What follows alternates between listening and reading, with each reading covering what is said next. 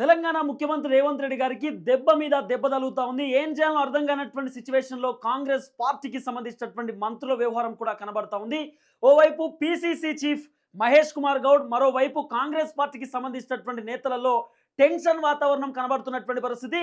BRS party నుండి కాంగ్రెస్ పార్టీలోకి వచ్చినటువంటి సుమారు 10 మంది ఎమ్మెల్యేలు ఉంటారా, ఊడిపోతారా అనేటటువంటి అంశం పెద్ద ఎత్తున సోషల్ మీడియాలో చర్చాంశకంగా మారినటువంటి పరిస్థితి. ఈరోజు సిఎల్పి మీటింగ్కి దాదాపు 10 మంది ఎమ్మెల్యేలు డుమ్మా కొట్టడం తెలంగాణ రాష్ట్ర రాజకీయాల్లోనూ పెను సంచలనంగా మారినటువంటి పరిస్థితి.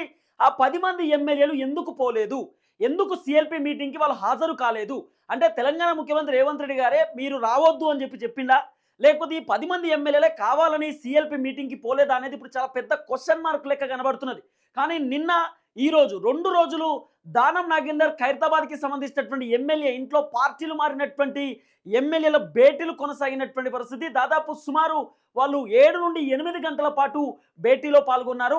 అంటే కాంగ్రెస్లో ఉందామా, ఇక్కడ నుండి వెళ్ళిపోదామా, మళ్ళీ బీఆర్ఎస్ పార్టీలోకి వెళ్ళిపోదామా అనేటటువంటి డిస్కషన్ కూడా కొనసాగిందనేది కొంత వినబడుతున్నటువంటి చర్చ.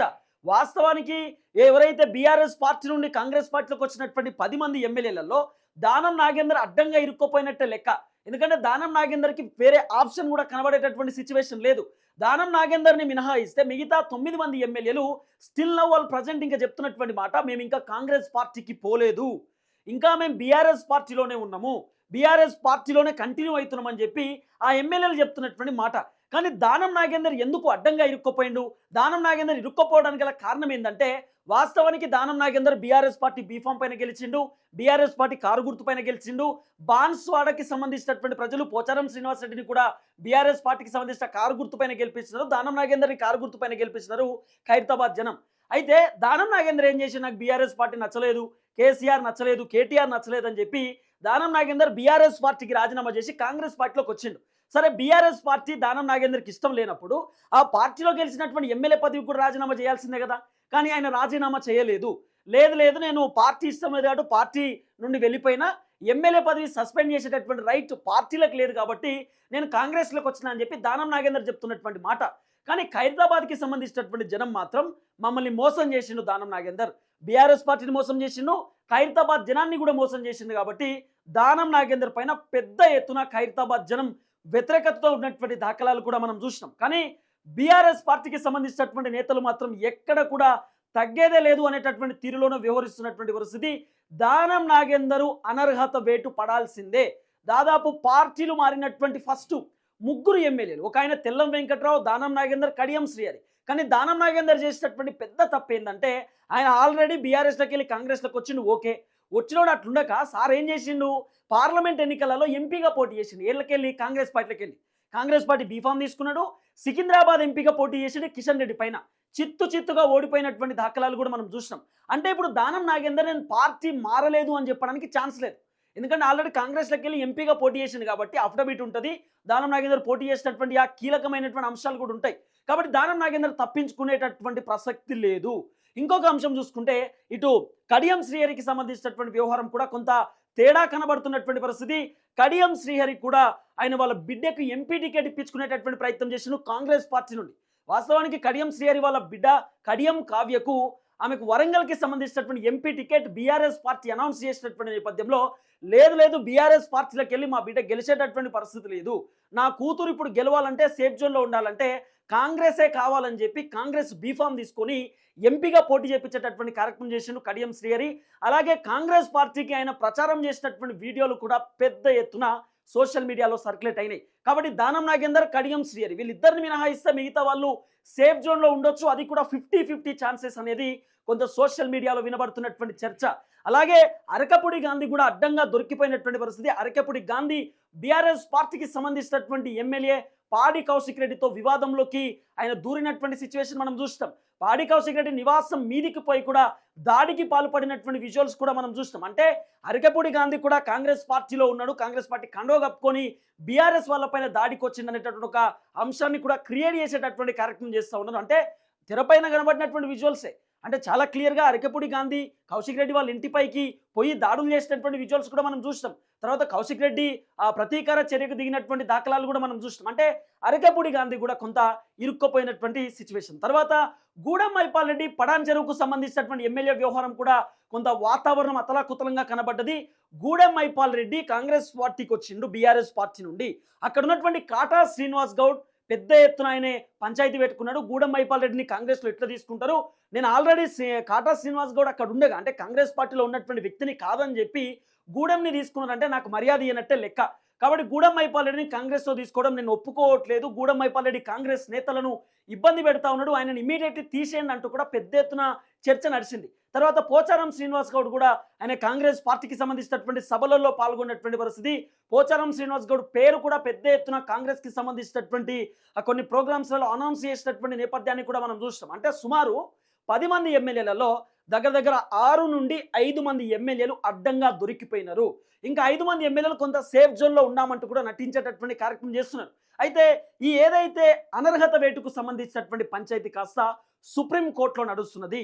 ఆల్రెడీ సుప్రీంకోర్టుకు ఓవైపు బీఆర్ఎస్ పార్టీకి సంబంధించినటువంటి నేతలు పాడి కౌశిక్ రెడ్డి, ఇంకోవైపు కేటీఆర్ వీళ్ళిద్దరు కూడా సుప్రీంకోర్టుకు వెళ్ళేటటువంటి కార్యక్రమం చేశారు. సుప్రీంకోర్టు తోపు అడ్వకేట్లతోటి, అంటే మామూలు అడ్వకేట్లతో కాదు, కీలకమైనటువంటి అడ్వకేట్లతోటి ఇక్కడ బీఆర్ఎస్ పార్టీ మంతనాలు జరుపుతా ఉన్నారు. సుప్రీంకోర్టుకు సంబంధించినటువంటి లాయర్లతో డిస్కస్ చేస్తూ ఉన్నారు. ఆల్రెడీ ఈరోజు కేటీఆర్ ఢిల్లీలో ఉన్నాడు, ఢిల్లీలో ప్రెస్ మీట్ కూడా పెట్టేటటువంటి కార్యక్రమం చేసిండు. నేను 2-3 రోజులు ఢిల్లీలో ఉండడానికి రాలేదు, ఈ రోజు వచ్చిన సాయంత్రం ఫ్లైట్కు వెళ్ళిపోతా ఉన్నా, అడ్వకేట్లతో మాట్లాడడానికి మాత్రమే నేను వచ్చిన, కేంద్ర మంత్రితో భేటీ కావడానికి మాత్రమే నేను వచ్చిన అంటూ కూడా కేటీఆర్ పెద్ద ఎత్తున ఈరోజు ప్రెస్ మీట్ పెట్టి మరి ఆయన వాస్తవాలు తెరపైకి తీసుకొచ్చేటటువంటి కార్యక్రమం చేసిన. అంటే కేటీఆర్ మాస్టర్ ప్లానింగ్తో ఉన్నాడు. ఎట్లనో అట్లా కేటీఆర్ ఎట్టి పరిస్థితులలో ఈ 10 మంది ఎమ్మెల్యేల అనర్హత వేటుపైనే ప్రధాన ఫోకస్ పెట్టిండు. ఇంకోటి కేటీఆర్ ఆల్రెడీ ట్విట్టర్లో అనౌన్స్ చేసేసిండు. మొన్న చేవెళ్లలో నడిచినటువంటి భారీ బహిరంగ సభలో కూడా కేటీఆర్ పెద్ద ఎత్తున అనౌన్స్మెంట్ కూడా జరిపించేటటువంటి కార్యక్రమం చేసిండు. లేదు 100% 10 మంది ఎమ్మెల్యేలకు సంబంధించినటువంటి అనర్హత వేటు ఉండబోతుంది, దాంట్లో వేరే ఛాన్స్ లేదు, పక్కా వాళ్ళని తీసి పడేయాల్సిందే. సుప్రీంకోర్టు ఆగ్రహంతో ఉంది. సుప్రీంకోర్టు మొన్న జరిగినటువంటి వాదనలకు సంబంధించినటువంటి వ్యవహారంలో 10వ తారీఖు లోపు పార్టీ మారినటువంటి ఎమ్మెల్యేలకు సంబంధించినటువంటి వ్యవహారం సుప్రీంకోర్టులో చెప్పండి, మీరు ఇంకా ఎందుకు ఎలాంటి డిసిషన్ తీసుకోలేదు, మీరు ఇంకా ఎందుకు ఎలాంటి కీలకమైనటువంటి నిర్ణయం తీసుకోలేదు, ఇమ్మీడియట్లీ సుప్రీంకోర్టుకు చెప్పాలని చెప్పి స్పీకర్ సార్కి నోటీస్ ఇచ్చేటటువంటి కార్యక్రమం చేశారు. పార్టీలు మారినటువంటి ఎమ్మెల్యేలకు కూడా నోటీసు జారీ చేసింది సుప్రీంకోర్టు. మొత్తం అతలాకుతలం కనబడతా ఉంది. కాంగ్రెస్ పార్టీ వాతావరణం కొంత వేడెక్కినటువంటి సిచ్యువేషన్స్ కూడా మనం చూస్తున్నాం. ఇదే నేపథ్యంలో హైకమాండ్ కూడా ముఖ్యమంత్రి రేవంత్ రెడ్డి గారికి కొంత మొట్టికాయలు వేసిందనేటటువంటి ఒక చర్చ కూడా వినబడతా ఉన్నది. ఎందుకంటే ముఖ్యమంత్రి హోదాలో ఉన్నటువంటి మీరు సేఫ్ జోన్లో ఎలా ఉండాలో కూడా మీకు తెలియదా? ఏం చేస్తూ ఉంది కాంగ్రెస్, ఏం నడుస్తూ ఉంది? ఒకవైపు పార్టీలు మారినటువంటి ఎమ్మెల్యేలతో పెద్ద ఎత్తున పంచాయతీ, మరోవైపు ఐటీసీ కోహినూరులో పెట్టినటువంటి మీటింగ్ 10 మంది ఎమ్మెల్యేలకు సంబంధించినటువంటి ఇంకో పంచాయతీ. అసలు ఏం నడుస్తుంది? ఈ 20 మంది ఎమ్మెల్యేలకు సంబంధించినటువంటి వ్యవహారం ఏంది? మొన్న ఎర్రబల్లి ఫామ్ హౌస్లో కేసీఆర్ మాట్లాడినటువంటి మాటల తర్వాత 10 మంది ఎమ్మెల్యేలు సేమ్ అదే రోజు ఐటీసీ కోహినూరులో మీటింగ్ పెట్టుకున్నారు. అంటే ముఖ్యమంత్రి రేవంత్ రెడ్డి సీఎం పదవిని ఏమైనా ఖతం చేసే ఆలోచనలో ఉన్నారా? సీఎం పదవిని ఏమైనా తీపిచ్చే ఆలోచనలో ఉన్నారా? లేకపోతే ఈ 10 మంది రహస్య భేటీ వెనకాల కోమటిరెడ్డి వెంకటరెడ్డి గారి హస్తం ఉందనేది కొంత వినబడుతున్న చర్చ. తర్వాత పొంగులేటి శ్రీనివాసరెడ్డి గారి గురించి, బట్టి విక్రమార్క గారి గురించి మాత్రమే మేము ఈ భేటీలో పాల్గొన్నామని చెప్పి ఎమ్మెల్యేలు చెప్తున్నటువంటి మాట. అంటే మమ్మల్ని పట్టించుకోవట్లేదు, డేకట్లేదు, మేము ఎమ్మెల్యే అనేటటువంటి ఒక తరహాలో కూడా మమ్మల్ని చూడట్లేదు. అంటే మేము ఏదైనా పెండింగ్ బిల్లులు ఉన్నా కూడా బిల్లులు సంతకాలు పెట్టమంటే కూడా ఫైళ్లు తీసి మూలకు పడేస్తూ ఉన్నారు, మమ్మల్ని ఎల్లగొడతా ఉన్నారు అని చెప్పి కొంత ఎమ్మెల్యేలు చెప్తున్నటువంటి మాట.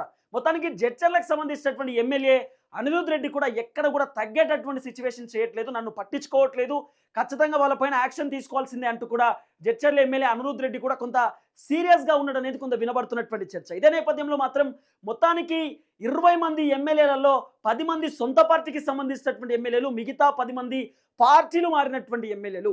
ముఖ్యమంత్రి రేవంత్ రెడ్డి గారికి 20 మంది ఎమ్మెల్యేలతోటి పెద్ద తలనొప్పిగా మారినటువంటి పరిస్థితి. ఈరోజు ఆల్రెడీ పిసిసికి సంబంధించినటువంటి అధ్యక్షుడు మహేష్ కుమార్ గౌడ్, కాంగ్రెస్ పార్టీ ఇన్ఛార్జ్ దీపాదాస్ మున్షి, తెలంగాణ ముఖ్యమంత్రి రేవంత్ రెడ్డి గారు ముగ్గురు కూడా పార్టీలకు సంబంధించినటువంటి ఎమ్మెల్యేలతో, ఎమ్మెల్సీలతో కీలకమైనటువంటి భేటీ కూడా జరిపే కార్యక్రమం చేశారు. సిఎల్పి మీటింగ్ కూడా పెట్టుకున్నారు.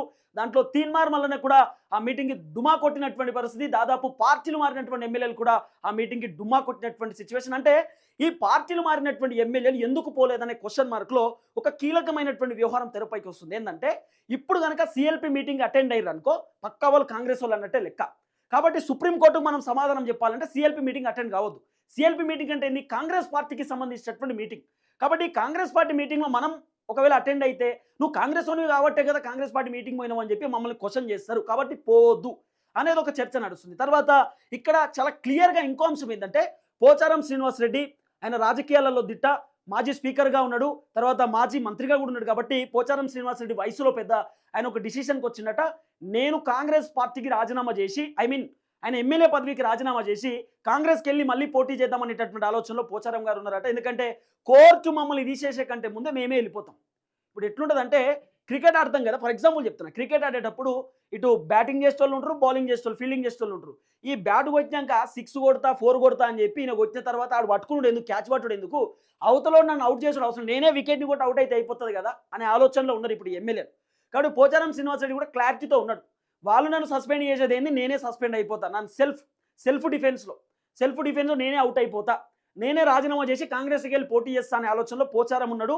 దానం నాగేందర్ కూడా సేమ్ వ్యవహారంలో కనబడతా ఉన్నాడు. తర్వాత ఓవైపు తెల్లం వెంకట్రావు, తర్వాత కడియం శ్రీహరి, గూడెం మైపాల్ రెడ్డి, అరకెపూడి గాంధీ, చేవేలకు సంబంధించిన కాలే యాదయ్య, ఇలా మాట్లాడుకుంటూ పోతే చాలామంది, సంజయ్ కుమార్, అనేకమైనటువంటి ఎమ్మెల్యేలు, ప్రకాష్ గౌడ్, వీళ్ళందరూ కూడా కొంత పార్టీలు మారినటువంటి ఎమ్మెల్యేలు అందరూ కూడా రాజీనామా సెల్ఫ్ అయితే ఎట్లుంటుంది అనేటటువంటి ఆలోచనలో ఉన్నారట.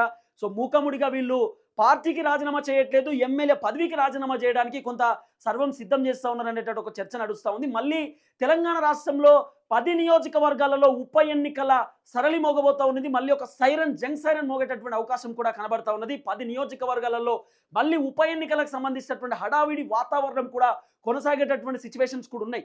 ఆల్రెడీ మనం మునుగోడు ఉప ఎన్నికలు చూసినాం, హుజరాబాద్ ఉప ఎన్నికలు చూసినాం. ఇదే తరహాలో ఇప్పుడు కూడా ఉప ఎన్నికల సర్వం కొనసాగేటటువంటి కార్యక్రమం కూడా కనబడుతున్నటువంటి పరిస్థితి. దాదాపు 10 మంది ఎమ్మెల్యేలు పార్టీకి రాజీనామా చేయడం కాదు, పదవులకు రాజీనామా చేద్దాం అనేటటువంటి ఆలోచనలో ఉన్నారనే ఒక చర్చ నడుస్తుంది. లేదంటే అదే బీఆర్ఎస్ పార్టీకి వెళ్ళిపోవాలనేటటువంటి ఆలోచనలో కూడా ఉన్నారట. ఒకటి, సేఫ్ జోన్లో ఉండాలంటే ఫస్ట్ వీళ్ళు చేయాల్సినటువంటి పని వాళ్ళ ఎమ్మెల్యే పదవులకు వాళ్ళు రాజీనామా చేసి ఇప్పుడు ఇమీడియట్లీ మళ్ళీ ఎలక్షన్స్లో పాల్గొనాలా, లేకపోతే కాంగ్రెస్ పార్టీకి రాజీనామా చేసి మూకుముడిగా బీఆర్ఎస్ పార్టీకి వెళ్ళిపోవాలి. ఏదైతే 10 మంది ఎమ్మెల్యేలు రాజీనామాకు రెడీ అవుతా ఉన్నారు. ఇది కొంత సోషల్ మీడియాలో వినబడుతున్నటువంటి ప్రధానమైనటువంటి వార్త. కాంగ్రెస్ రాజకీయాలలో కూడా కల్లోలం మొదలైనటువంటి పరిస్థితి. కాంగ్రెస్లో కూడా ఒక ఘర్షణ వాతావరణం కనబడతా ఉంది. కాంగ్రెస్లో కూడా అనేకమైనటువంటి వర్గాలలో ఈ చర్చ కూడా నడుస్తున్నటువంటి పరిస్థితి.